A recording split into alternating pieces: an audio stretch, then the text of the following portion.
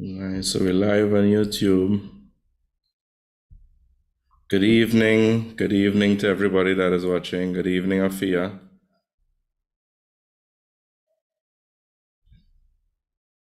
Good evening. First session. Second. Okay. You joined on YouTube last time around? Yeah. Nice. Well, welcome. So let me go on IG as well.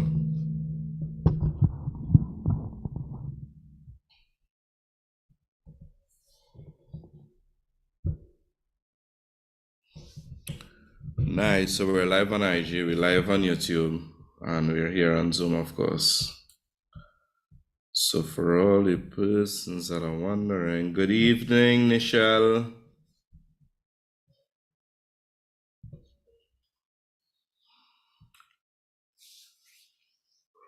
We're a bit early, actually. Excuse my yawn. Hello to everybody on Instagram, on YouTube, wherever you're watching us from. And we are here for session number 4 of our Csec Spanish revision series. So Faith, I don't know if it is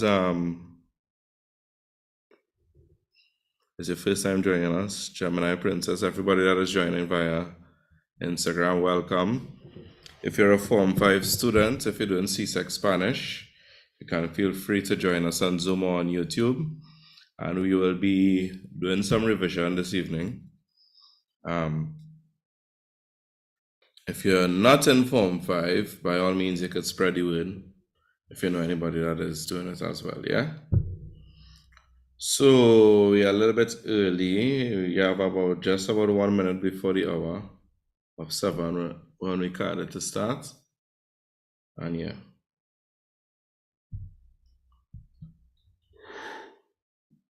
Oh my days, what is wrong with me? Just as I arrived online, the sleep is showering over me.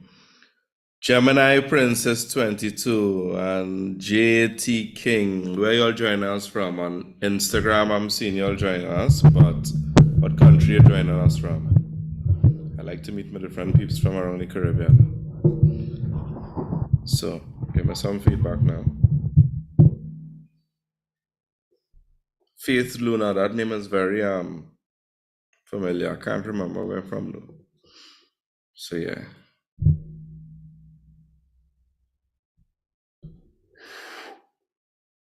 Jamaica, nice. We had a conversation in the past. I feel like if for some reason we spoke before, Gemini Princess. I can't remember, remind me. Correct me if I'm wrong.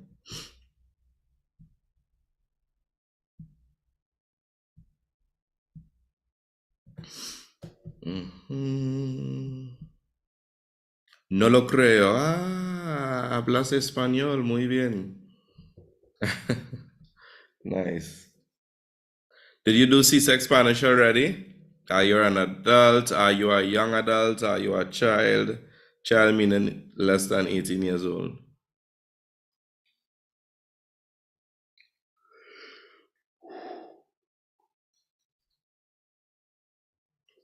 So for persons, once again, we're on YouTube, we're on Instagram.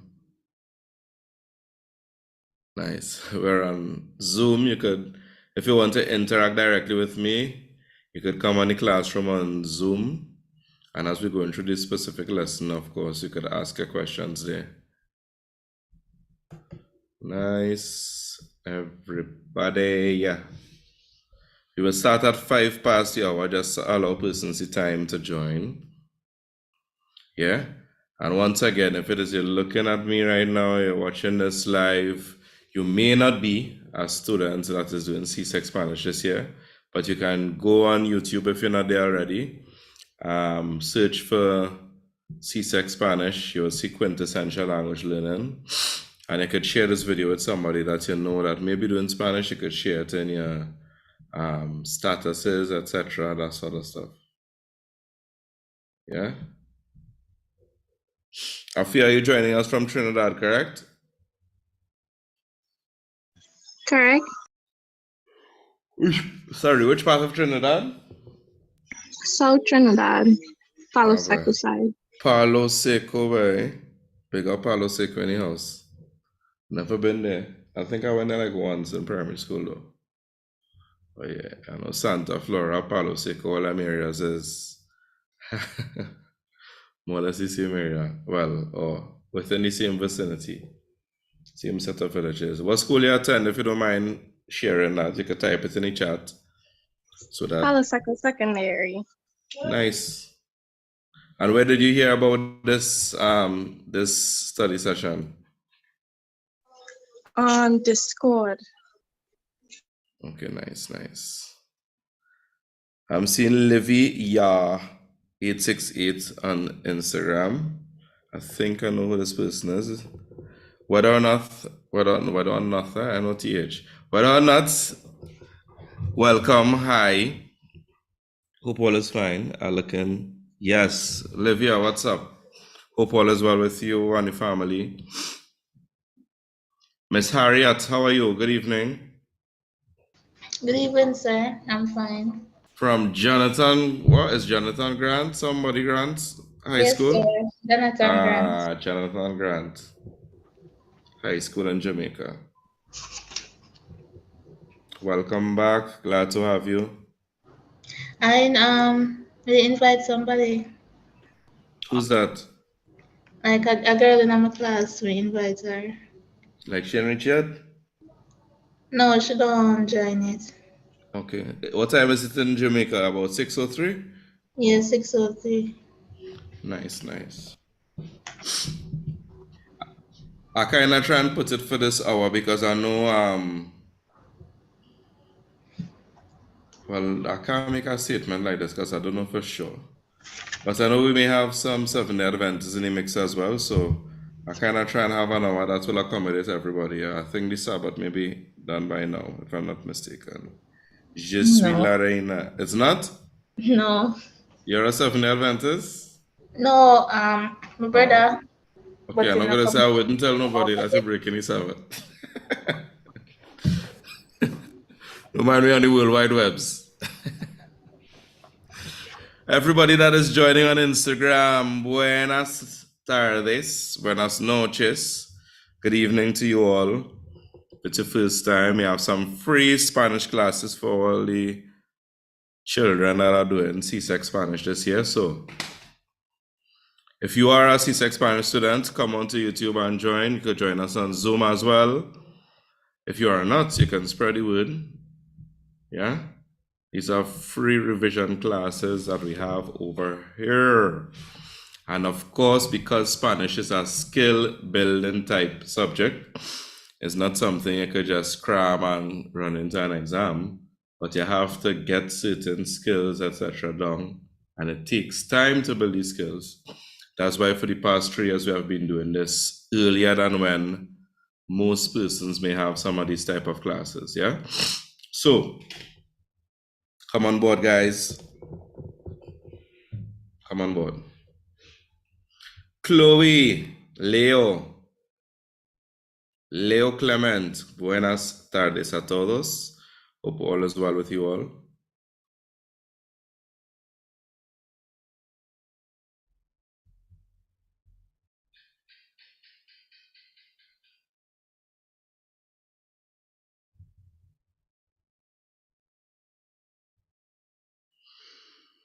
Nice. It is actually just past 5 minutes past the hour.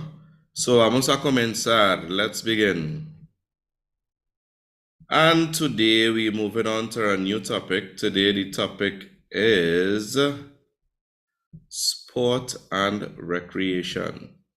So in preparation for Csec Spanish examinations May, June this year, we're looking at the topic of sport and recreation. And we're going to do some very specific things in the lesson today. We're going to learn how to identify the specific sports and sporting activities that we need to know about for the purposes of the Csec Spanish exam. We're going to learn how to state which sport you play. And we're going to learn how to state our opinion on sport as well. Yeah? So, everybody's fine. Let me get some kind of feedback, you know. I live off of the feedback. So, before we go straight into the lesson, Afia, are you with me? Let me get a thumbs up. Let me get a yes on the mic. No need to put on the camera, but give me some sort of feedback. Nice. Nice. I'm seeing the thumbs up coming up. What about Gabrielle and Chloe? All is well? You're ready to begin? Yes, sir. You're all following? You're engaged? Nice, nice, nice. Perfect. Vamos a comenzar. Let's begin. So, as always, ya saben que me gusta comenzar con un video. Me gusta introducir la lección con un video, ¿ok? Entonces tenemos aquí, sorry, I like to introduce to begin the lesson with a video, you know? I think everybody likes to look at videos. So, let's take in what is being said here. It's in both Spanish and English. Let me just share the song as well so we could hear. Talking about sports in Spanish. ¿Te gustan los deportes? Sí, me encantan. ¿Cuál es tu deporte preferido? Mi deporte preferido es el baloncesto. ¿Practicas algún deporte? Hago natación. Nice. Anybody know what's taking place there? I know we had some subtitles, but were you making out what is actually being said based on what was being said alone? These are actually perfect because it's exactly the type of questions will be asked for Csec Spanish. Anybody want to add anything there? How was the accent? How was it hearing that?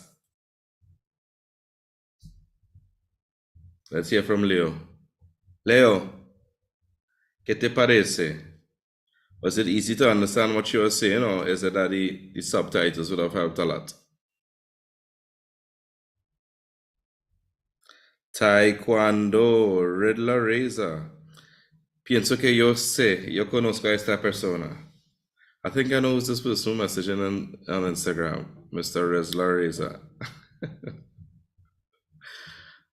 Nice, Taekwondo, excellent.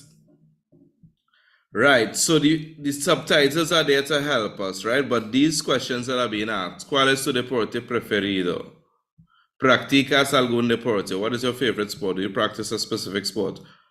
Why do you like sports? These are the type of things that will come for the Csec. Talking about sports in Spanish. For the Csec Spanish exam, and we need to be able to respond to these. So we're moving right on with the lesson, and we have a nice, wonderful painting here. So la pregunta es, ¿practicas algún deporte? ¿Practicas algún deporte? Do you practice any sport in particular? Anybody want to take a try? You know how to respond to this already. If you already know how to give a response to this, raise your hand. Remember, this is a revision class. All of this stuff we should have met before. Nice. Chloe, whether in the chat or you unmute your mic, ¿cómo responderías a eso? How would you respond to this? Or what is it asking, even? Go ahead, Chloe.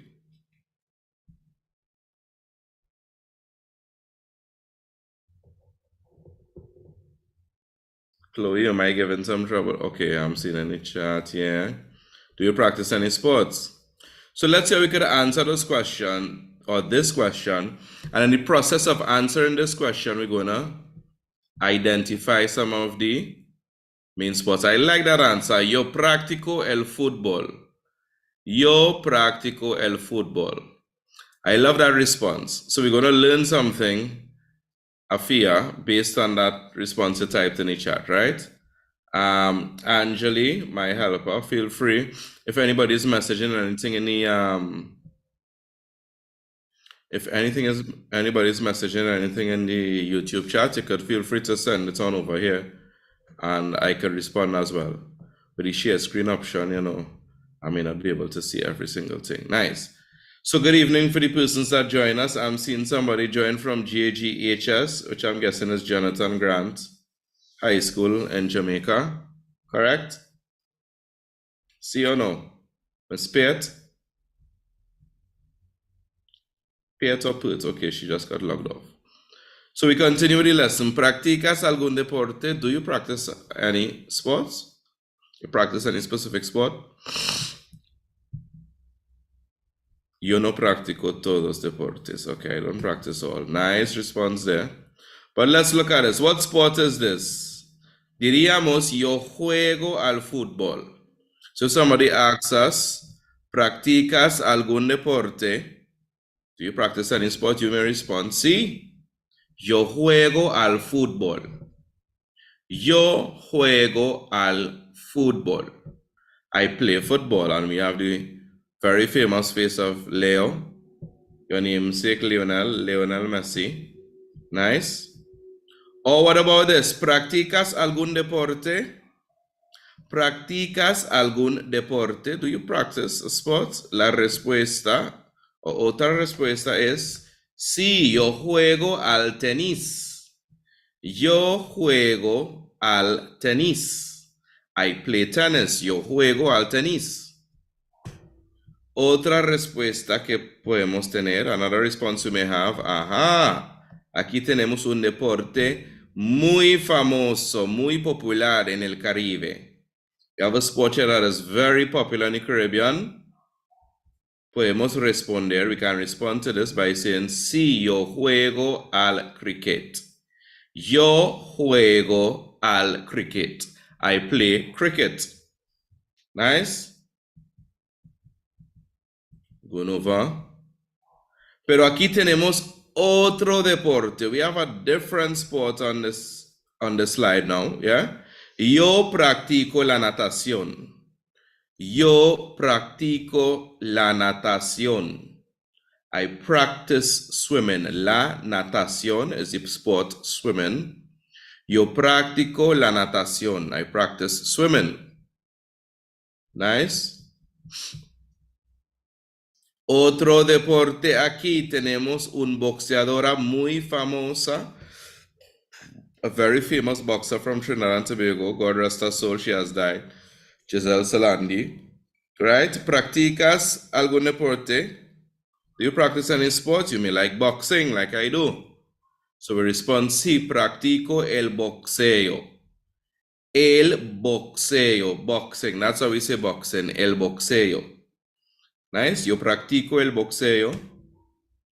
Tenemos aquí otro deporte que se llama karate. Entonces se puede decir, yo practico el karate. Yo practico el karate. Welcome to all the new persons joining us. Yo practico el karate. I practice karate. Nice. So we're going over them again because I know we have some new persons joining. Yeah, we're just going over. You have some new persons joining on the Zoom. So let's just go over the sports, and I hope that you all are making a note of these as well. Welcome to the new persons that join on Instagram as well. Welcome to you all, whether you're a student or not. You're just tuning in because you may have received a notification on your phone, and it's like quintessential language. It's going live. What is this about? So if you make that decision and you're joining, you're looking on because of that, by all means, still welcome to you same way, right? So Tyrese, everybody else that joined, some persons joined and some persons got logged out as well. La pregunta, the question that we have, ¿practicas algún deporte? Do you practice a sport? And we can respond in different ways. Sí, yo juego al fútbol. I play football. Yo juego al fútbol. I play football. You may be interested in tennis. How do you go about saying that you play tennis? We say, yo juego al tenis. Yo juego al tenis. El tenis is the sport tennis. El fútbol is the sport football. Nice. We have another popular sport in the Caribbean, el cricket. El cricket. We can say, yo juego al cricket. I play cricket. Yo juego al cricket. I play cricket. El cricket. Nice. Or, different sport here, swimming. If you want to say that we take part and we practice swimming. We say, practico la natación. practico la natación. Yo practico la natación. Otro deporte que tenemos aquí, el boxeo, boxing. No, not quite, Leonel. It's not, I'm seeing some responses in the Instagram chat, so keep them coming. Right? Yo practico el boxeo. Practico el boxeo. I practice boxing. I practice boxing. If you're into the boxing, or if it is you're into karate, for example, another type of martial arts, you can say, yo practico el karate. Yo practico el karate. So we have el fútbol, el tenis, el cricket. Did I include basketball? Did we have basketball in there? I think we may have missed that slide. It may have been deleted in error. We have el baloncesto, basketball. Right? We have la natación, swimming, el boxeo, boxing, y el karate, karate. Remember, we're going over and over, but at the same time, you can receive all these PowerPoints, all these notes. You can receive them in our chat that we have right now. It was just typed in the chat for you. And you would also receive them in our study group, yeah? So, we continuing. Did anybody notice a difference here? So let's pause for a second. Anybody notice any difference or anything unusual? Any difference or anything unusual in the slides that we just went through? Anybody, you could type in the chat, you could write your answer. Did you notice anything different?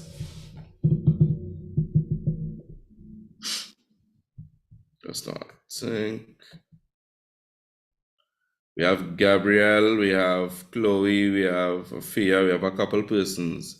Did you all notice anything different in the different ways that we go about saying which sport we play? Anybody? Raise hand emoji.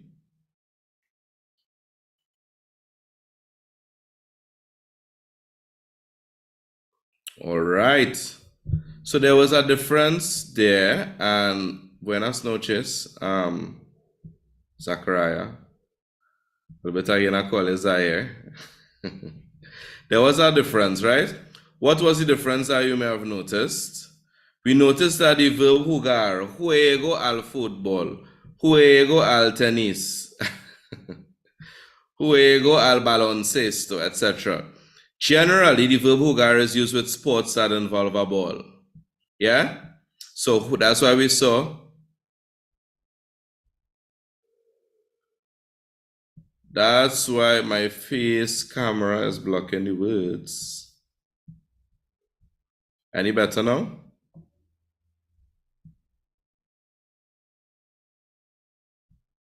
Okay. Sorry about the pause there, but that is why you see we use the verb jugar with specific sports. Jugar al baloncesto. Jugar el tenis. Jugar el cricket, etc., right?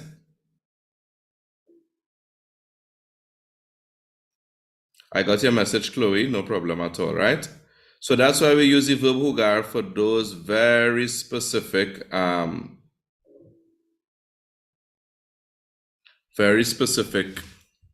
sports, right? From the YouTube chat, somebody is saying juego al y practica a. We use juego a, but it becomes al when the sport after is masculine. The a plus the l becomes al. So that's why you saw a el football becomes al football. A el tennis becomes al tennis. Yeah? That's the reason why we have the al there.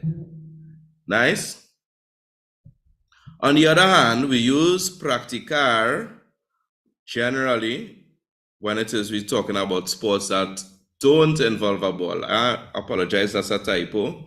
But generally for sports that do not involve a ball. Okay? That do not involve a ball. So that's why we saw yo practico la natación, practice swimming. Yo practico el boxeo. I practice boxing. Yo practico el karate, etc. Right? So, guys, we have some more sports that we could speak about that we play or that we take part in. We practice. Tenemos el alpinismo, mountain climbing, el béisbol, juego al béisbol. We have el buceo, practico el buceo. La equitación, horseback riding. El hockey, right? El remo, this is a very popular sport nowadays, rowing, dragon boat, rowing, that sort of stuff, right? So just that you all know. And as I said, all of these notes are here for your reference in our study group on Discord, yeah? Nice. Welcome again to the persons that are joining us on Instagram, because we're live on Instagram as well. Just to put in the plug once more, if you are a student, run right onto YouTube, search for Quintessential Language Learning or simply Csec Spanish. You'll see one of our videos. You'll see this face on YouTube, and you're clicking on the live video that we have going on now. If you are not a student, you may be a parent or somebody else that is not doing Csec Spanish, feel free to share with somebody who is doing CXC Spanish, that sort of stuff. Nice? So we continue. Tenemos aquí otra pregunta. We have another question here. ¿Cuál es tu deporte favorito y por qué? Una pregunta muy popular para los exámenes de CSEC. Very popular question for CSEC exams. ¿Cuál es tu deporte favorito y por qué? ¿Cuál es tu deporte favorito y por qué? What's your favorite sport and why? And we have a couple ways that we could go about answering this question, right? Mi deporte favorito es el fútbol, for example. Mi deporte favorito es el fútbol. My favorite sport is football. ¿Por qué? Because it's divertido. That is a go-to answer for students. Students love that answer because it's simple, it's straight to the point. It doesn't make them have to think long and hard about different things. Sometimes it may be used for so many different things that may be used incorrectly, right? But adjectives like divertido, very popular with students to use, right? For even topics outside of sport, yeah? So mi deporte favorito es el fútbol porque es divertido. My favorite sport is football because it's fun. Or you may ask, you may even say mi deporte favorito es el fútbol porque me gusta la interacción en equipo. Repito, I repeat for you slowly. Mi deporte favorito es el fútbol porque me gusta la interacción en equipo. My favorite sport is football because I love the team interaction. That's another excellent answer for this very popular question. Another possible answer, mi deporte favorito, and you could change the sport, Of course, depending on the sport, you can put me gusta la interacción because not every sport is a team sport, yeah? So, using the same example of football, mi deporte favorito es el fútbol porque me anima poder superar mis límites. Mi deporte favorito es el fútbol porque me anima poder superar mis límites. My favorite sport is football because it motivates me, it encourages me to be able to overcome my limits. That's a lot, right? Mi deporte favorito, my favorite sport, es el fútbol. Es fútbol porque me anima poder superar mis límites. It allows me or motivates me to be able to overcome, to push past my limits, right? Or simply we could say, mi deporte favorito es el fútbol porque me mantiene en forma. Mi deporte favorito es la natación porque me mantiene en forma. My favorite sport is football. My favorite sport is swimming because it keeps me in shape. Me mantiene en forma. It keeps me in shape. Or Mi deporte favorito es el fútbol porque es bueno para mantener la salud. My favorite sport is football because it is excellent to keep in shape. So all these are possible answers. Welcome to Joshua and Michelle, by the way. My favorite sport is football because it keeps me in shape. Nice. Everybody's good with that so far. Pause. Evening, Joshua. All is well. Let me get some feedback. Afia, you're following. Everything is fine. Thumbs up. Nice. What about Tyrese? Tyrese, you good? All is well. Zachariah is fine. We following. Yes, sir. Nice, nice. And as I said, if it is you find I'm moving fast for you to, or too fast for you to write down all the notes, remember that by tomorrow latest, these notes will be put on a study group for you to review. Nice? So you could go back on the study group and get these notes. We have, of course, as part of this, more vocabulary on sports. Yeah? So we had a list of words before, but we have even more that you can look at. You could go through a longer list, some more stuff. El bate, el arco, etc. Nice. El football as in American football, el fútbol americano, a gol, goalie, etc. Motor racing, carretera de automóviles. The net, like the net in football, the net in tennis, is la red. Nice. And if you haven't joined our study group as yet, just look in the Zoom chat, just look in the YouTube chat, etc. You will see the link is there for you to join as well. Nice. We have a full, more extensive list here for you. Nice. So we continue, ladies and gents. Let us now switch gears a bit to letter writing. Letter writing in Spanish. How many persons here absolutely love to write letters? Raise your hand if you absolutely love to write letters. You have no problem meeting the word count. You just reach 130 to 150 words so easily. Right? I'm getting some responses that are in the opposite to what I'm saying, right? So, what I'm going to show you here in this letter writing format is a format that will help you to reach the word count, one, which is one of the main problems that students have.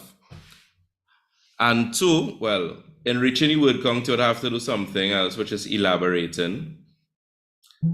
And most importantly, to be able to do this while including all the different things that they say, you need to include, doing it in a systematic way.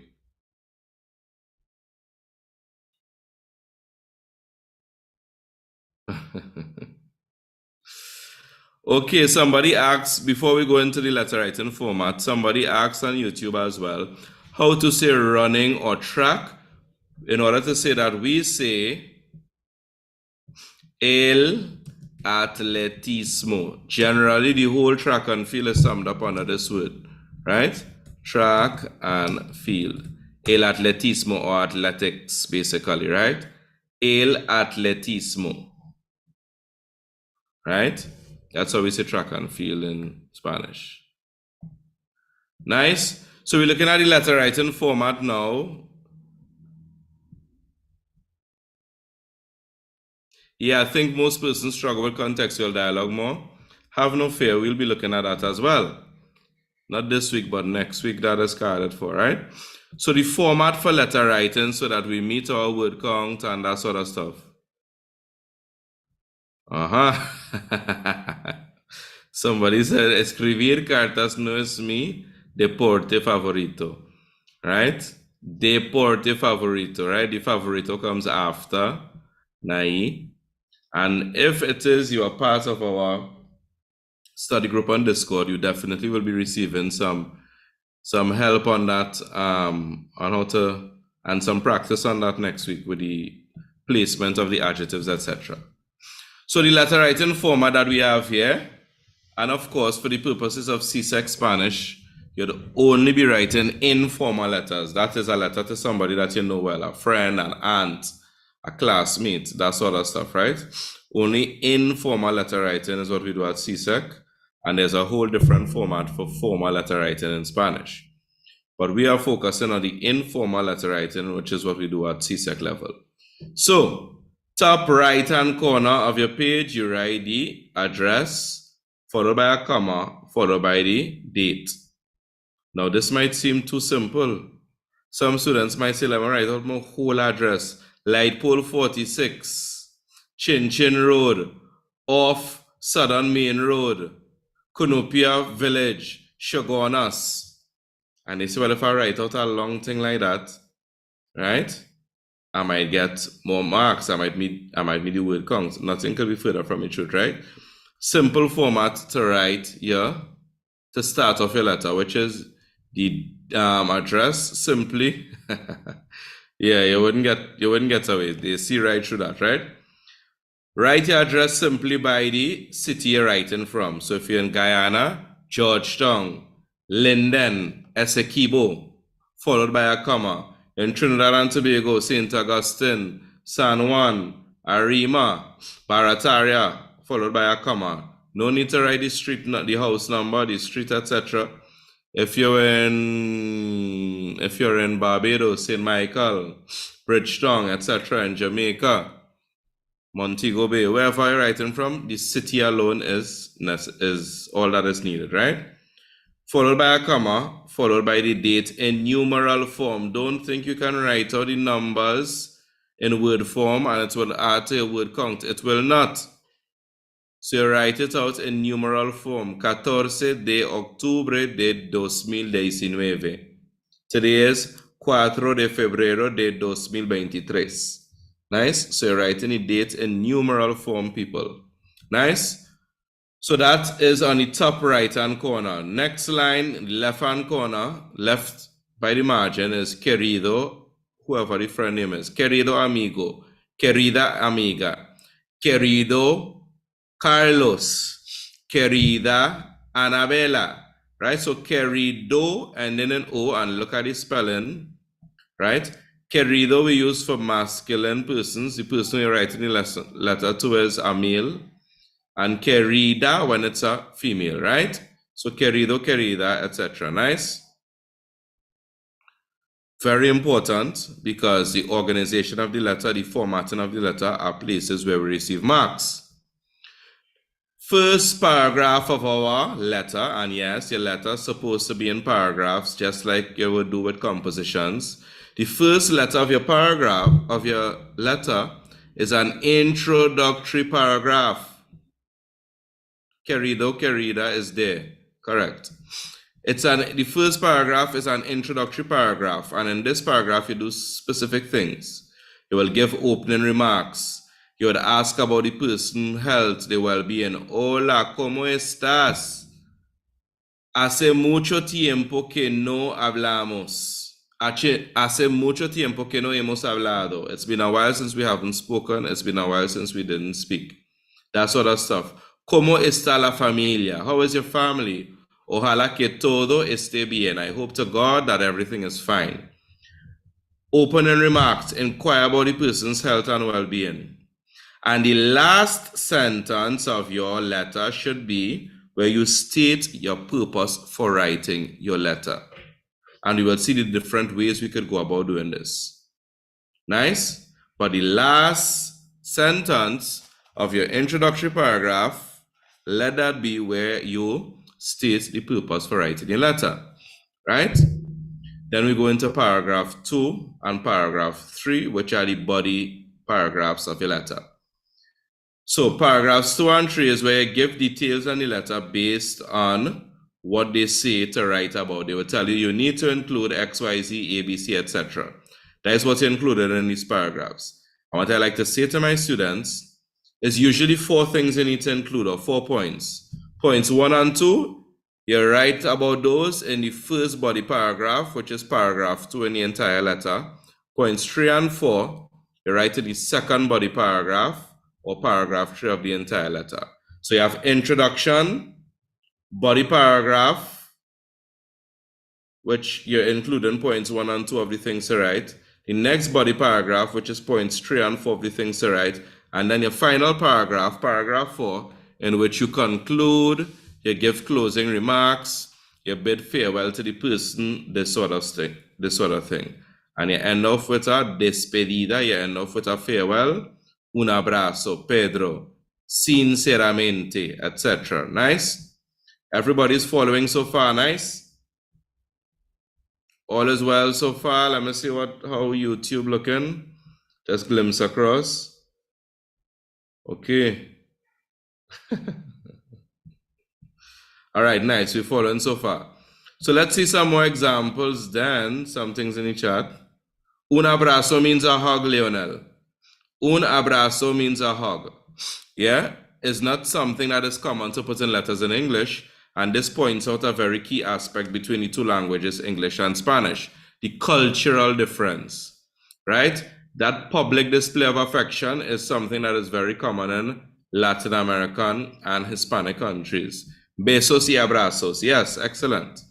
Besos y abrazos, hugs and kisses, right? So it will even come across in the way that they write, right? A hug to you, un abrazo fuerte, a bear hug, a strong hug to you, that sort of stuff, yeah? Now, what are the different examples of things we could use, right? We could say querido plus your friend's name. So, for example, querido Pablo. These are examples of salutations. Querido Pablo, dear Pablo. Querida Ana, dear Ana. Queridos Pablo y Ana, dear Pablo and Ana, if you're writing to more than one persons. Queridas tías, dear aunties, you're writing to your aunties. Queridísimo, queridísima, right? So let me say Pablo is your brethren, right? Or you go way back. Instead of just a simple querido, we could say queridísimo Pablo. My dearest Pablo. Queridísima Ana. My dearest Ana, sorry. Or you could simply put mi querido Pablo, my dear Pablo. Mi querida Ana, my dear Ana.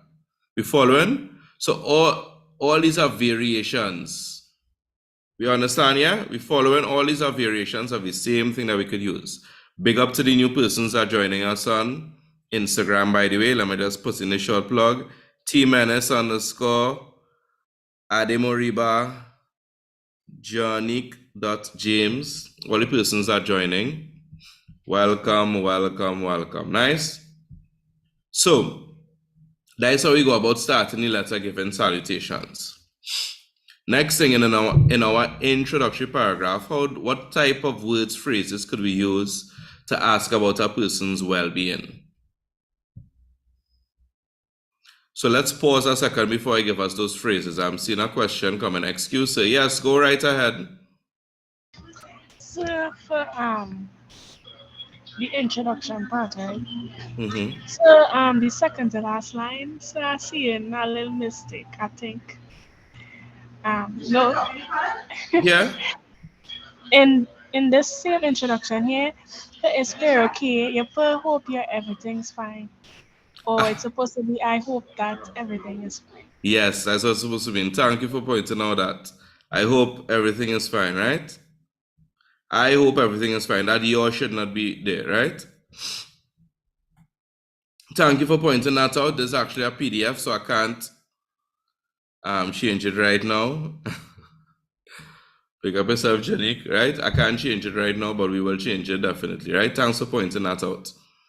So the different ways to inquire about somebody's health or well-being. ¿Cómo estás? How are you? You know, regular. ¿Cómo estás? We learn that in Form 1 Spanish. ¿Qué tal? We learn that in Form 1 Spanish, right? Straight to the point. ¿Qué tal? We have ¿Cómo te va? We're moving into some of the more idiomatic things. ¿Cómo te va? Or we could also say ¿Qué hay de nuevo? What's new? How are you? ¿Qué hay de nuevo? Finally, ¿Cómo andas? ¿Cómo andas? Literally, how you going? Nice. Espero que estés bien. I hope you're fine. Espero que estés bien. I hope you are fine. Espero que tengas buena salud. I hope you're in good health. Espero que tengas buena salud. I hope you're in good health. Espero que todo esté bien. I hope everything is fine. Or espero que todo vaya bien. I hope everything is fine. I hope everything is good. Nice? Now there's a reason why I give these, and just choose one, whichever one you like the best, whichever one you think you could remember the best, from both the salutations and the inquiring. Use that and use that all the time. And we'll see how it's used in the letter in a while, and we'll see why I give these especially, right? Then we have to state the purpose for writing the letter. We could do this different ways. We could say, te escribo para decirte de. I'm writing to tell you about. Or te escribo para decirte sobre. I'm writing to tell you about.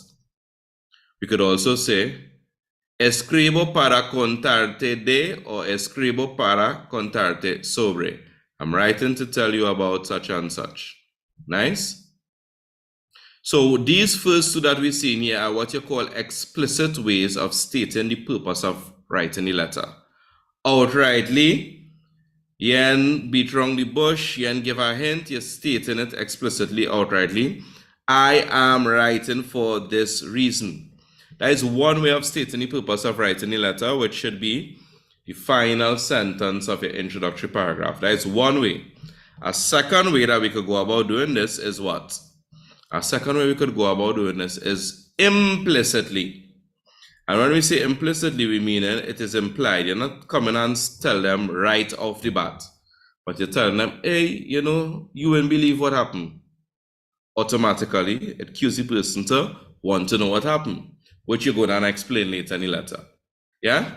And some ways of implicitly stating the purpose for writing a letter is pasé un viaje, pasé un día, pasé un tiempo inolvidable. I spent, or I had an unforgettable day, month, time, etc., right? Me dieron una sorpresa. They gave me a surprise.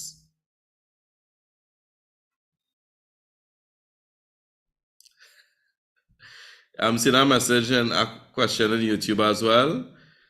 Como te va? If it counts as 3 words, yes it does. Como te va does count as 3 words. Nice.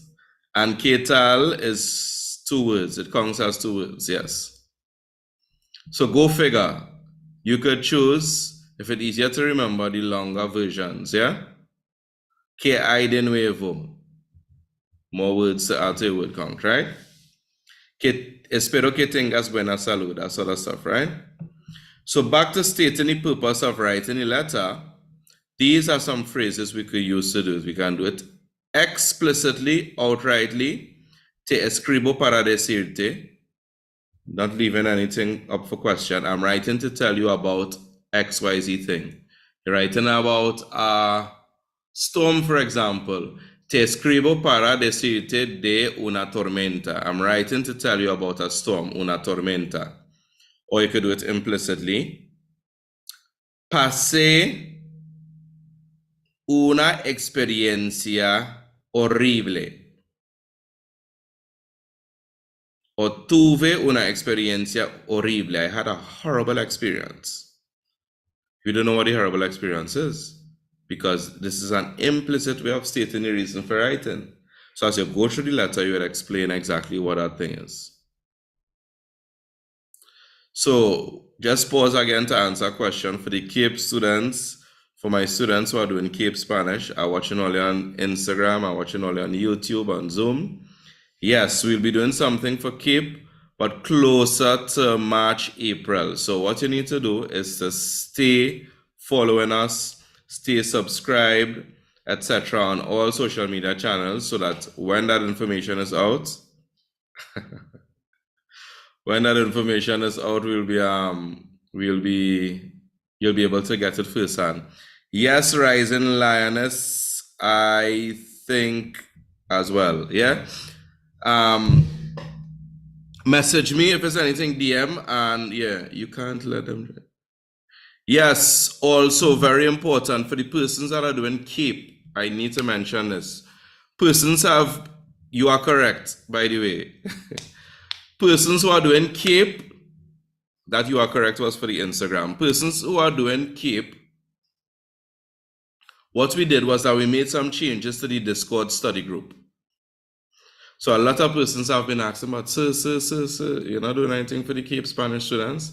So what we did, once you join the Discord study group, there will be options that you can choose. You can choose the option of it, if it is you're a Csec Spanish student, if it is your Cape Unit 1 student, etc., etc. Well, a Cape student, right? So please, please, please join up the Discord, whether you're Csec or Cape. We haven't posted the material for Cape as yet, but join from now because we will be posting some stuff for you all. Nice? So that is that plug there. That is that pause. Moving on to the letter now. So we will see how we go and flesh out this stuff anybody. So far we spoke about the different salutations we could use. We spoke about what we need to include in the introduction of the letter, the things that, or the different ways that we will inquire about somebody's health or their well-being. We spoke about the last sentence of that introductory paragraph, which is how do we go about stating the purpose of writing the letter. We saw how we could do it explicitly, outrightly saying, I am writing to tell you about my vacation. Te escribo para decirte sobre mis vacaciones. Or implicitly, not giving out everything, we could also state the reason for writing. Pasé un mes estupendo. I had a stupendous, a wonderful month. And then you go about and tell them about the vacation, where about that month, etc. Right? Paragraph 4, which is usually the conclusion, is where I give remarks, concluding remarks in the letter. Escríbeme pronto, write me soon. Favor de escribirme pronto. For the people that are looking for that word count, we know we can stick with this one. Favor de escribirme pronto. Please write me soon. Espero tu próxima carta. I look forward to your next letter. Te espero ansiosamente. Eagerly awaiting your reply. Salúdame a tu familia. Give regards to your family. Que tengas un buen día. I hope you have a good day. Que pases un buen día con tu familia. I hope you have a good day with your family. Quiero que me that should be que me escribas pronto. Sorry. The word count for the letter is 130 to 150 words, right? Quiero que me escribas pronto. That should be, I want you to write me soon. Just some little typos in here I need to change up before we post it, right? Espero que me escribas. Espero que me escribas pronto. I hope you write me soon. Nice. So that is that. So let's see how this all comes together. Let's see how this comes together in an actual letter. Nice.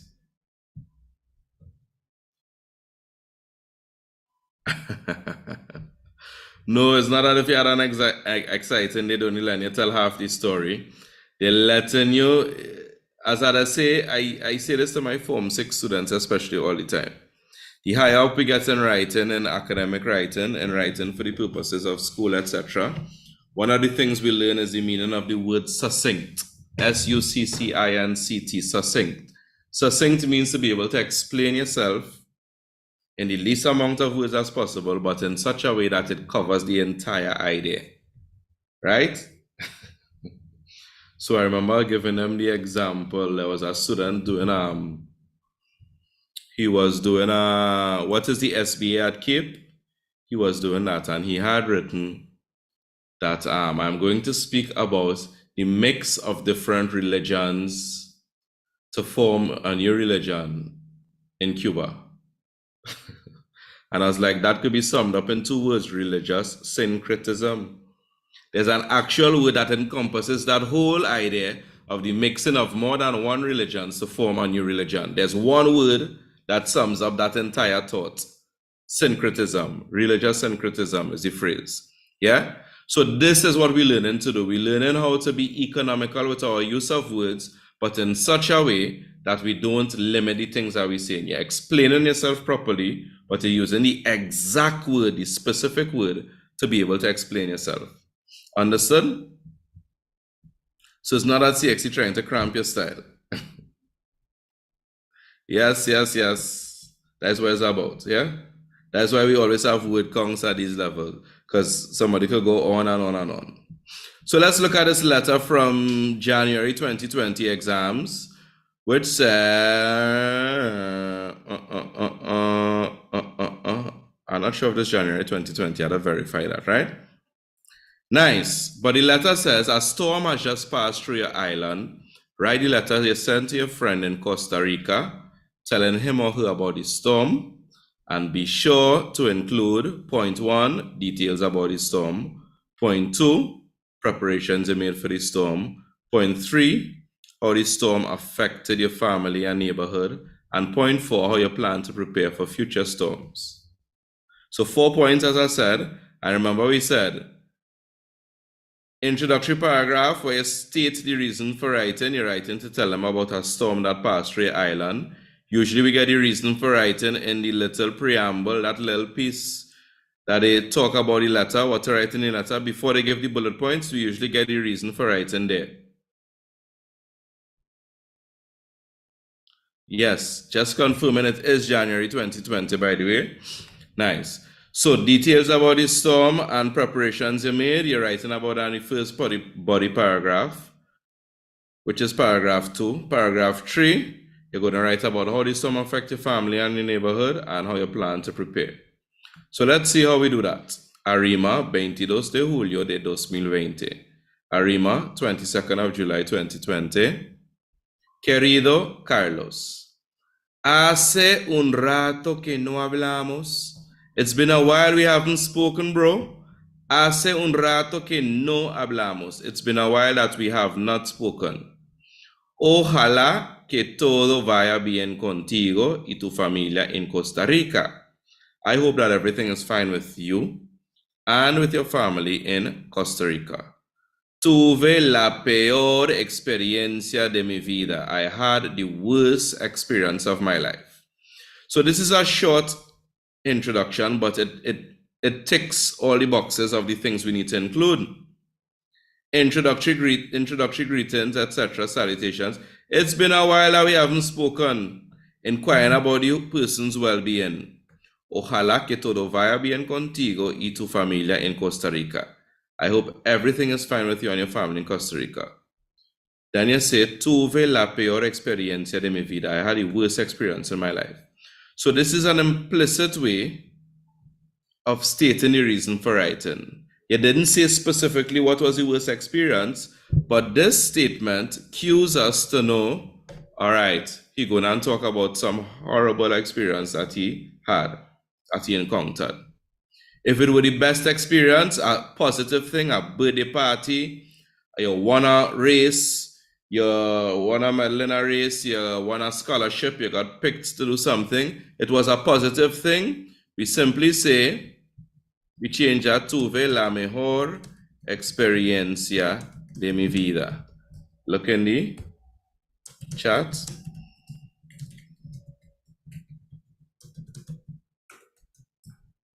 My life. I had the best experience of my life. Mejor, sorry, that is M-E-J-O-R. Right? Tuve la mejor experiencia de mi vida. Nice? And as you notice, I don't know if you all notice yet, but these are pretty universal. Because if you think about it, CXC would always give you a letter to write about some experience that you had. That experience almost always is either positive or negative. So guys, commit this to your little bank of vocabulary, because this implicit way of writing is an excellent tool that's going to give you top marks. A positive experience, tuve la mejor experiencia de mi vida. I had the best experience of my life.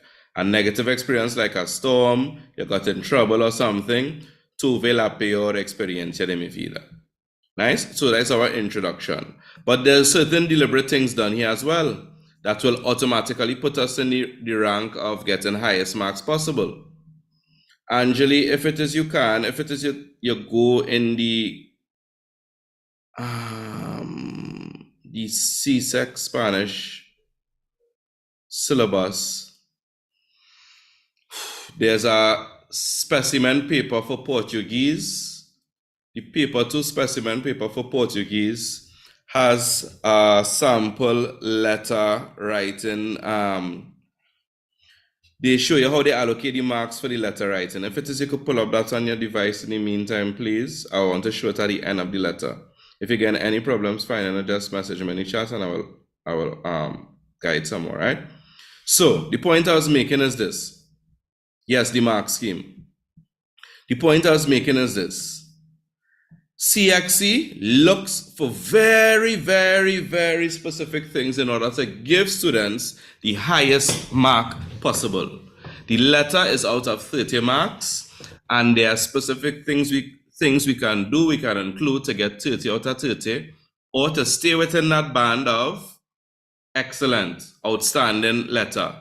24 out of 30 to 30 out of 30, I believe that's what it is, and we'll see when we get the mark scheme. That is what is considered an excellent letter. So what are some of the things they look for? Organization of your letter. Organization of the letter would entail writing the date like this, writing the salutation, having a closing at the end. The things are, you notice that everything is divided or organized by paragraphs. So you have paragraph 1, which serves a purpose of introduction. Paragraph 2, which is a body paragraph, talking about 2 points here. Paragraph 3, a body paragraph, points 3 and 4, and then a conclusion paragraph. By ordering your stuff like this, the first thing they look at before they study if it is you use the correct Spanish word, before they study if it is you use some English words, before they study if it is your meet the word count or you didn't meet the word count, one of the first things that you get the criteria that you get high marks for is your organization of your letter. And by following this format that I'm giving to you, you automatically put yourself in the highest mark possible because you have the organization down packed. Understood? We understand so far? Let me get some feedback, guys. Nice. Right. It is deliberate. It is very deliberate on my end to give you specific formats, etc., because I'm giving you in your lap, in your hands, free of charge, every single specific thing that CX is looking for to give you the highest marks possible. I'm saying, can we skip a line like how you have it when we write the letter? Because my teacher said it is not allowed. I haven't seen anything specific. Your teacher may be right. I'm not saying your teacher is wrong. What I generally say is either, I usually say this, right? Thank you, Angeli. I usually say this. If it is, you put in a colon at the end of the salutation, querido, querida, I would say you skip a line and you start at the margin. What we learn in English and what most persons do is they put a comma, just to show you, and they indent. They put a comma, and for each new paragraph, pretend there's no line there so we didn't skip a line, right? They put a comma after the salutation and then the indent going down. So what I would say to you for the person that asked that question, Gabriel, right? For the person that asked that question, that was say different ways. I haven't seen CXC in their reports on the exam say anything specific against doing it like this. So that is why I teach students both ways. Comma after you put the greeting there, whoever, and then you go to the next line. Skipping no lines, but indenting for each new paragraph. Or, as you see, I had it just now, a colon after querido, whoever, querida, and then you skip a line after each paragraph. Yeah? But the most important thing is that the thoughts, the specific points, the specific things that are put in each paragraph, that is what is important, because that is what gives you the correct organization and automatically the high mark. Nice? So we fulfilled our purpose in this introductory paragraph. We used an idiomatic expression, things like these they give you high marks for. Hace un rato, it's been a while, it's been a minute since we spoke. Ojalá, the use of ojalá with the subjunctive. These are phrases that you could learn off no matter what you're writing about. Ojalá que todo está que todo vaya bien contigo y tu familia. Full stop. Oh, well, there should be vayan. Ojalá que todo vaya bien contigo y tu familia. I hope that everything is fine with you and your family. If you wanted to put with you only, then we say, ojalá que todo vaya bien contigo. Nice? Ojalá que todo vaya bien contigo y tu familia. You don't need it in Costa Rica, but this phrase could be used no matter who you're writing to, no matter the topic of your letter, right? From here to here, no matter what CXC tell you to write your letter about, you could include this in the introduction. And you're giving them an idiomatic expression, and you're also giving them a very complex language structure, which is the use of the subjunctive. And the use of the subjunctive with this phrase, ojalá. Right? Remember we learned about ojalá before, right? And then you end it off by even more complex thing. You state the reason for writing in an implicit way. Right?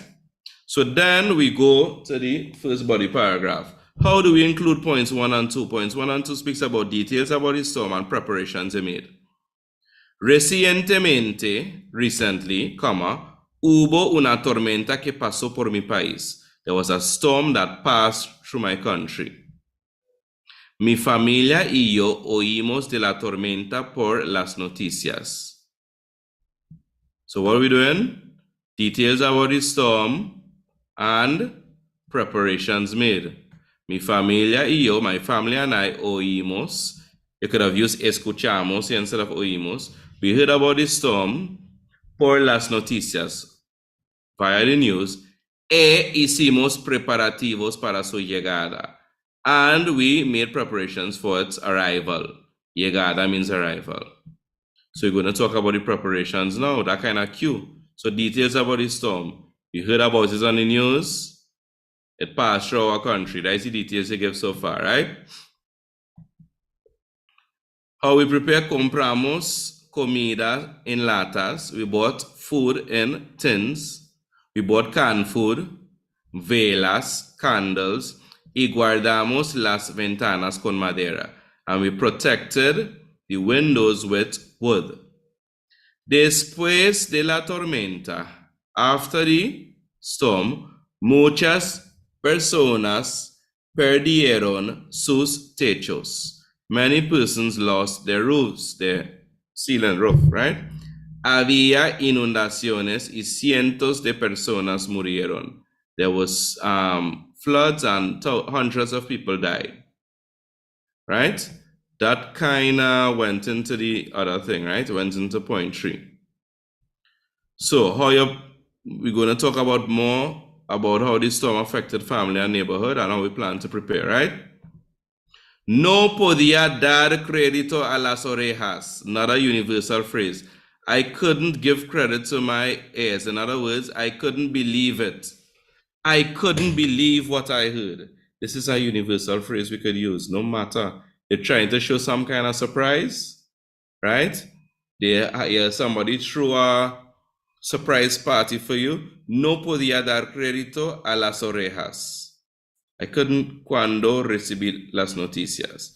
You could say a las orejas, a los ojos. I couldn't believe my eyes, right? So let me write that in the chat for you all as well. I couldn't believe my ears, right? Or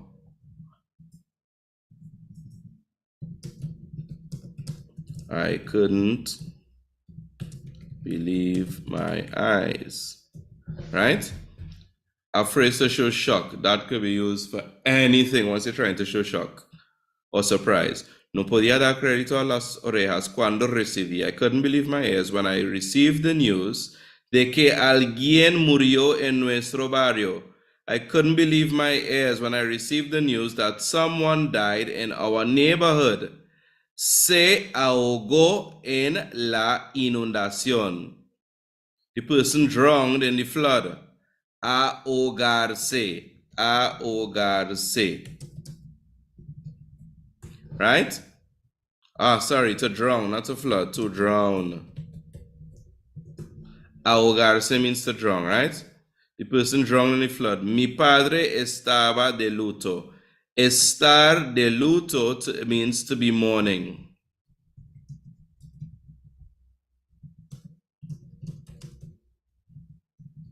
Right? My dad was in mourning. Estar de luto. My dad was in mourning because it was his friend. The person that died was his friend, right? So we're talking about here how it affected the neighborhood, your family, and your neighborhood. How it affected the neighborhood? Somebody in the neighborhood died. How it affected your family? The person in the neighborhood that died was your father's friend. Right? So you see how we include the two here. Mi padre está, a causa de la tormenta, because of the storm, decidimos tener un plan de preparación para el futuro. A causa de la tormenta, many students make the mistake and put porque or porque de to mean because of. That is incorrect. Porque means because. A causa de means because of, right? A causa de la tormenta, because of the storm, decidimos tener, we decided to have un plan de preparación, a plan of preparation para el futuro, for the future, right? So that is how we talk about how we plan for future storms, how it affected the family, etc. All the points are ticked off. And then to conclude, ojalá que nadie tenga una experiencia similar. I hope to God that nobody has a similar experience. What about if it is you had something positive that happened to you? It was a positive experience. You travel, you win a scholarship, something, and you wish that everybody could experience this. You could say the opposite, ojalá que todo el mundo. I hope that everyone has a similar experience.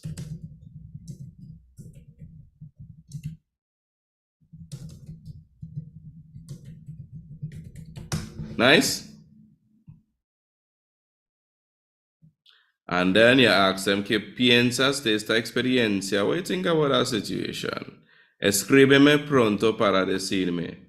Write me soon to tell me. Nice? Escríbeme pronto para decirme. Write me soon to tell me. And then you end off, abrazos, Carlita.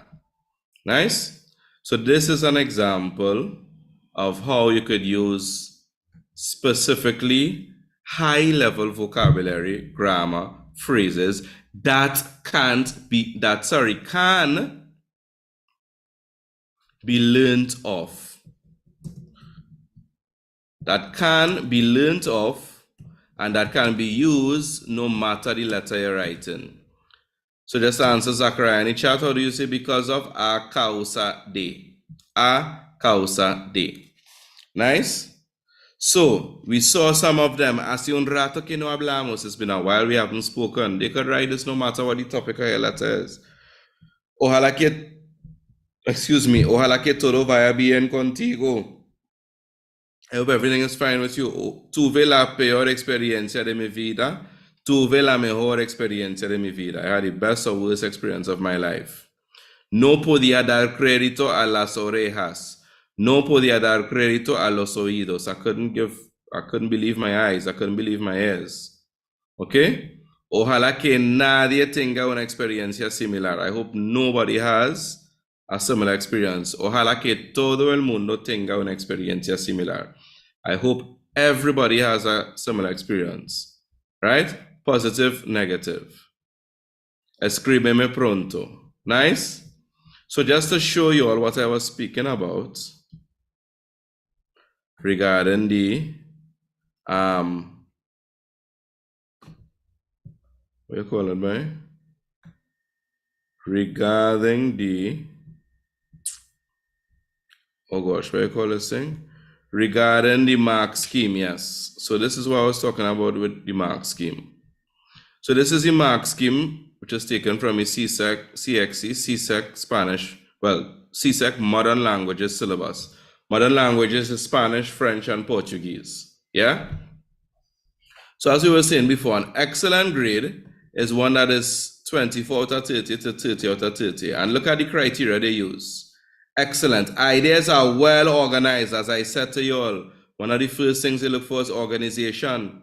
and we display excellent organization. We display, excellent organization of our ideas by using the rubric I showed you. Introduction has this. Inquire about well-being, state the purpose for writing. Next paragraph, points 1 and 2. Next paragraph, points 3 and 4. Next paragraph, conclude. Right? We show that organization and logical development of points and ideas by doing this. All points clearly expressed. Candidate writes fluently using correct grammar. So before they even consider grammar, how is this looking? Am I seeing distinct paragraphs that shows me that the person had thoughts that were ordered in a specific way? Good evening, Kyle. Long time no see. Long time no hear. Hope all as well. Right? Are we showing these things to the person? And by doing that, by following this format, automatically we do that. You don't have to know what you're writing about. You don't have to understand the question fully, but you could start off by introductory paragraph, underneath the querida. Introductory paragraph always has this. Always, no matter the topic. I had the best experience, I had the worst experience. If it's positive or negative, we highlighting. Concluding paragraph always says, greet your family for me. Always says, write me soon, favor de escribirme pronto. That is normal in any kind of letter correspondence. So it doesn't matter the topic CXC gives. Once we could include these things in these paragraphs, formatted like that, automatically off the bat, we get an excellent head start by showing them that our ideas are well organized. Points 1 and 2 in the first body paragraph, points 3 and 4 in the next body paragraph. Ideas are not only well organized, but they are logically developed. Nice? Then they started to look at if you write fluently using correct grammar, a wide range of idioms, and look at the idioms that we got. Hace un rato que no hablamos. No podía dar crédito a los oídos. No podía dar crédito a los ojos. Sorry, los oídos is a synonym for las orejas. Both means ears, right? In case you're wondering where he come out from with this new word. Nice? So these are idiomatic expressions. You're showing a range. Vocabulary structures. I have the subjunctive here. Te escribo para contarte de. I'm writing to tell you about. That shows the structure of the object pronoun attached to the infinitive. Te escribo para contarte de la mejor experiencia de mi vida. I'm writing to tell you about the best experience of my life. You kind of used a bit of the two. Explicitly stating, but not totally explicit. But you're also using the structures in the other one as well, right? So a wide range of idioms, vocabulary, structures, coherence and clarity of expression. Look at this. In the excellent band, CXC is expecting you as the non-native speaker candidate, and I will dare say even the native speaker candidate, to have an occasional inaccuracy. What does this mean? CXC is not expecting you to be able to write a letter like a Spanish-speaking native who has a university level education. They know that you are 15, 16. They know that you are now learning the language. They know that you will make mistakes and you will continue to make mistakes. Even if it is you get a grade 1, you place first in the region, you will make mistakes in the language, just as I still make mistakes in the language 22 years later from studying it. So why would you be so hard on yourself? Instead, let us focus on the things that we could improve on. I could improve by memorizing certain things that could be used no matter the letter. I can improve by every time I have a letter to write, always stick to this format. I can improve by learning 5 new vocabulary words a day so that I can have a wide range of vocabulary to use to express my thoughts. These are the things we have control over and that we could use to excel. We understand? We understand? Nice. What is considered a good letter by CXC standards? A good letter is between 19 out of 30 to 23 out of 30. And from excellently organized and logically developed ideas, we move to ideas are organized and logically developed with all points clearly expressed. So the less superlatives, let's put it like that, right? You didn't do it as excellently, but I'm saying this and I'm saying it in big, as we say in Trinidad, on the interwebs, right? I'm saying it that the format that I'm giving you in this class is the format that will put you in the excellent band, not the very good, but that will put you here in the excellent band to have ideas that are well developed and logically developed, well organized and logically developed in an excellent way, right? Look, they say that how you show coherence and clarity of expression. Evening to everybody new on Instagram that may be joining. This is a free Csec Spanish revision course. In case you're wondering, what is this person doing live? This is a Csec Spanish free revision class. So if you're doing Csec Spanish, join us this and every Saturday leading up to exams.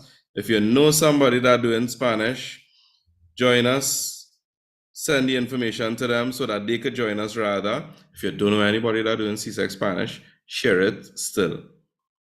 Scroll through our Instagram, go on YouTube, look for our videos, and just share. Somebody doing it will benefit. It's free. Did I mention it's free? Nice. So after that plug, boom.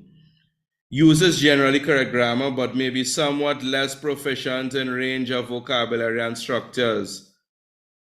So they understand it's difficult, but it is not impossible, right? So you see the marks that are loose from the number of vocabulary words that we use, the range of vocabulary, the range of grammatical structures. Satisfactory 15 out of 30 to 18 out of 30. We have addressed and developed all points. So you still talk about all the points, but this when you start to talk about, you didn't meet the word count. Showing good use of essential grammar, less grammar, reasonable vocabulary and structure, fairly clear and coherent, but may have several errors. And by the way, I always say this to my students, automatically when you don't make the word count, you are marked down because it is automatically understood. Even though you spoke about all the different points, if you could meet the word count, you did not elaborate those points well enough. So this is why I give you these additional things that I could use in the introduction and the conclusion to help beef up the marks, right? There was something else I was going to say. Can I remember? Yes, very importantly, for the purposes of marking,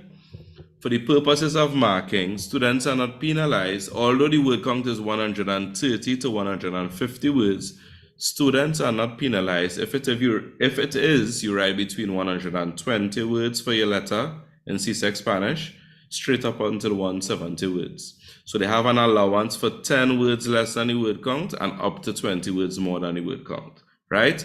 So use that to put your mind at ease and get the work done. Nice.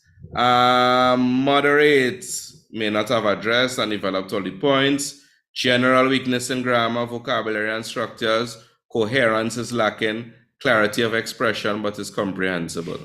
So we're reaching back to a very key point that I've been stressing week in, week out. You ready for the quiz yet? Or you like my slide? We ain't ready for the quiz yet. We're reaching back to a very key point, and that key point is simple. The key point is in order to not reach in this band that CXC is saying, where you as a student is generally weak in grammar, where you as a student do not display a wide enough range of vocabulary and grammatical structures, where you as a student lack coherence and clarity. In order to not end up in these kind of mark schemes, that is why it is so essential for you to join our study group. Rome was not built in a day, and one drop fills the bucket, as the old people say.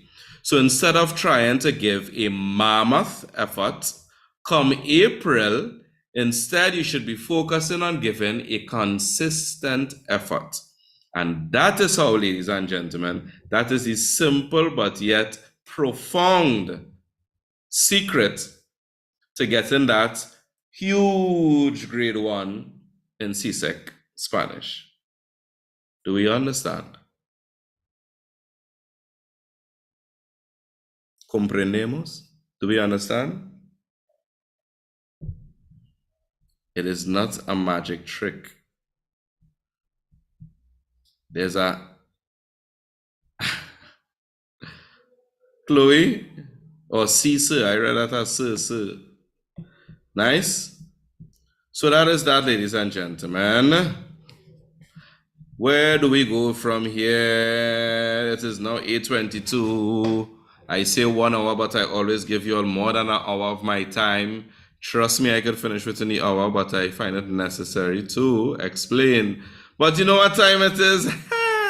Quiz time. Or like the meme? I could see the excitement on your faces for the quiz. You know, the fake excitement like this guy. So we ready for our quiz, guys? In case you didn't know, we do not quiz every week. Next week is the 5th week. But you see from the 6th week, week 6, 7, 8, 9, 10, you see week 6 to 10, the last 5 sessions that we have, we're going to be doing a quiz at the end of each class, which incorporates the things that we learn throughout the week. But the winner of all these quizzes, when we tally the points, etc., at the end of it all, that winner will be receiving a, drum roll please, a quintessential language learning jacket, well, hoodie, color of your choice. This is an example of the red for the people on Instagram. You see it fancy, it have some script written behind, as well as the quintessential. Oh gosh, my thing, my on Zoom thing is, what do you call it? It's blurred. But you could notice something on the background here. That's a wonderful little message underneath the quintessential. And of course, you get your name written on the sleeve as well, yeah? Fancy thing now, eh? And it's not a cheap material. It's not a cheap material.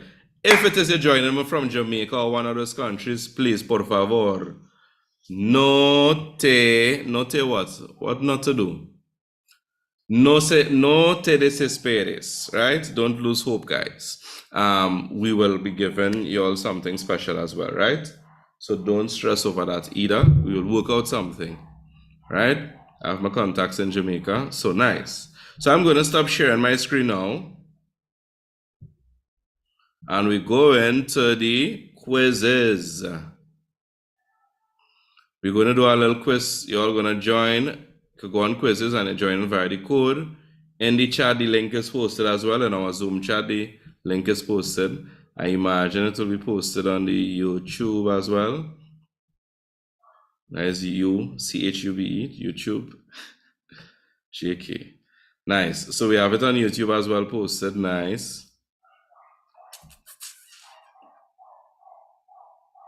So we're just waiting for your initial is there first, just like every afternoon. And let's go, let's go. Let me see if you all have actually been studying during the course of this week in a study group. You're already in the month of February. El mes de febrero. Entonces ya no tenemos tiempo para malgastar. Can't say we have time to waste anymore. So we need to be studying.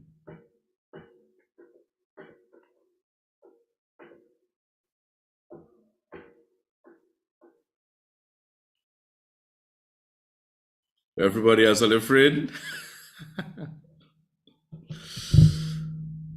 You're safe, Leonel, you're safe. Who else is joining us? No, I don't think you need an account in Joshua. And it's nothing to sign up, it's free. It's literally you could sign up using your email credentials. If you have Gmail, just use your Gmail credentials and you'll be in. Nai, where are you joining us from? Miraculous Noir. I had a student named Nai, but he spelled his name N-Y-E-E, not N-I. Am I pronouncing that correctly? Nai? No, sir. Oh my gosh. What is it? It's knee. Wow, as in Knee, pronounced like that. Yes, sir. And now I guess you're joining us from Jamaica. You from Jonathan No, Grant? Guyana. What school are you joining us from in Jamaica?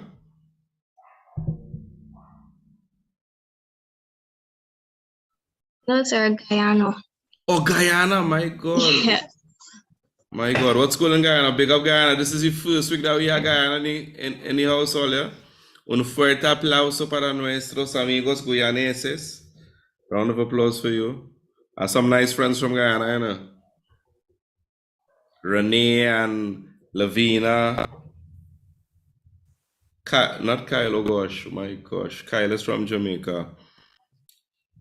I only remember any fella. Zine, my God, I was gonna remember his social media name for a second. What city are you joining us from in Guyana, Nee?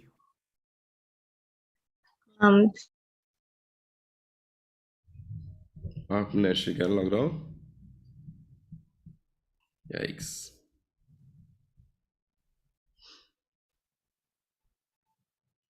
All right, we have enough persons to start, I believe. Let's begin. Are you paying me to commentate this week again? Gosh, look at those names. And we have another battle of the quizzes here. We have Chloe leading the pack. Leading the pack. Let's see if anybody can challenge a lead. We have Lionel challenging that lead already. We have some persons with some names I can't pronounce. Topics, I believe it is. He isn't off to the start yet, or she, as well as Miraculous Noah. Maybe it's a glitch in the internet connection. But nonetheless, we have Joshua running straight up the ranks.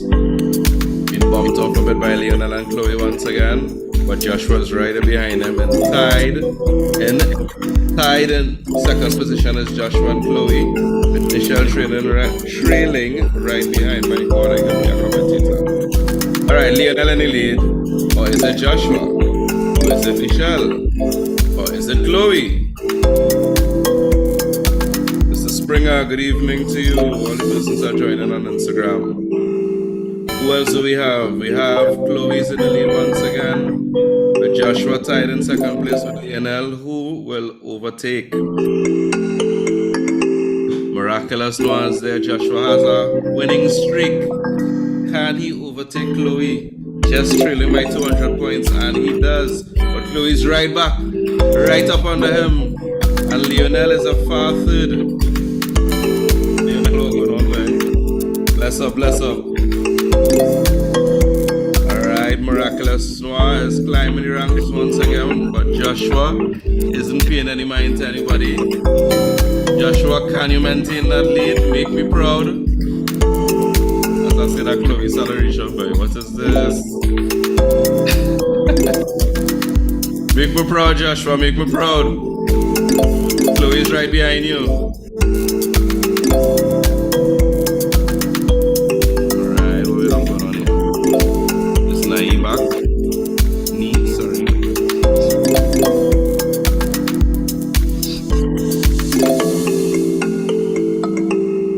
Joshua has finished his race. Let us see if anybody will beat him on points now. He has finished, completed the quiz, but will he be beaten on points? All right, Chloe has just finished as well, but she's a bit behind. So is Lionel.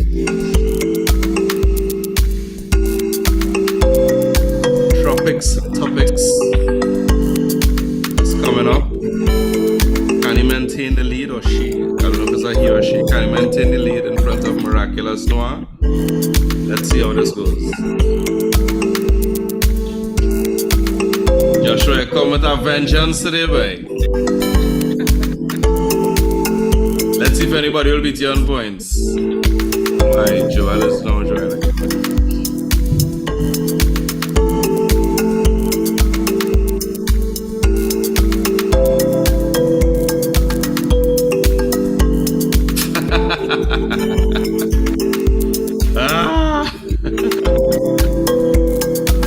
Chloe, I love the banter.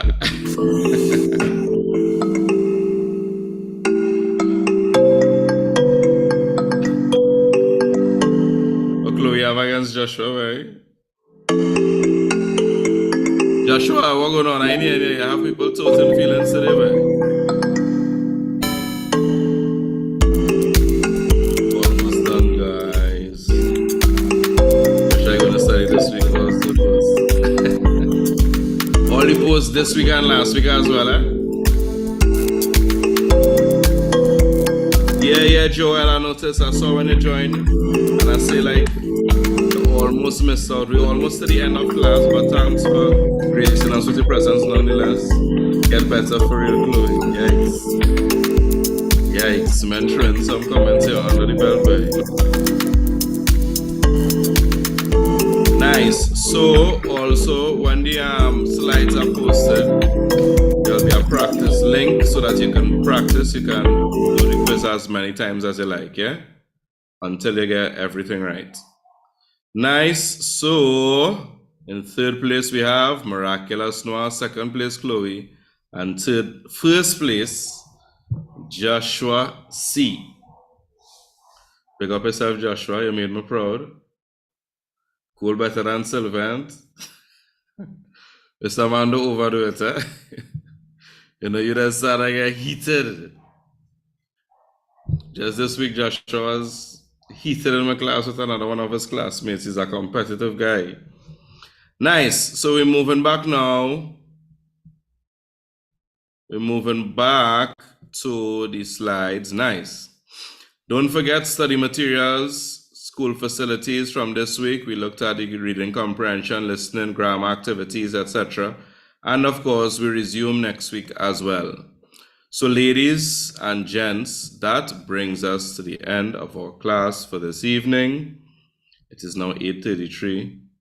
Any questions, comments, concerns, queries, anything anybody want to say? Want to add? Is Nee back with us or no? You could say it via the chat. You could take off unmute your mic and say it. Oh, this Topics was joining us from some, I know seeing that the persons who are also on YouTube joining. Good class, especially to add more with the letter. Nice. Now Joshua was one of the persons in my class as well, at the school where I teach, right? And I like to say, when you go about, how do we go about fleshing out for our paragraphs? It's a simple formula. State, explain, or give examples. State, explain, or give examples. One sentence that is stating and a sentence that follows up that gives an example. So just real quick, if you could go back to the letter, right? Look at this. The sentence, the first one in the body paragraph. Recently, there was a storm that passed through my country. Make a statement. Then you give an explanation or elaboration, example, if need be. My family and I, we heard about the storm via the news, and we made preparations for its arrival. We bought this, that, and the other. Once again, you make a statement. This happened, and how do you beef up to add the words? Because you remember, they said to us, details about the storm. Okay, recently there was a storm in my country. That's it? No. How do we explain? How do we beef up that? You give examples. You elaborate more about the storm. My family and I, there was a storm. My family and I heard about the storm via the news, in the newspapers, through a friend, etc. Right? State, elaborate. State, elaborate. State, elaborate. That is the formula to beef up in our paragraphs. Many students have problem with this, right? Bishop's High, I have a students going Bishop's High, you know. I think Renee Luku is in, or she may have just finished upper 6th year, yeah. Right, so state, explain, or elaborate, right? That elaboration slash explanation may be given more details about the thing, maybe given examples, etc. Nice? Anything else? Region 4. I ain't sure what that is now, but I heard about it before, but I ain't sure which part of the thing that is. Anybody else? Any other questions? Okay, guys, that's it for this evening. I know how we end up day and early and we was going good. I know what's so wrong with my laptop and my Google Chrome. All in a easy. Yes, Carla, let's see nothing way. Well, Joshua's asking me how was the Duolingo going. So since the 1st of February, I started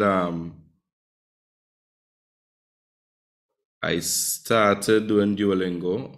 I started doing French and Duolingo. I challenged myself to do one day every day for the month of February, and from there I'll take it to see how far I could reach in the French. And I given myself 6 months.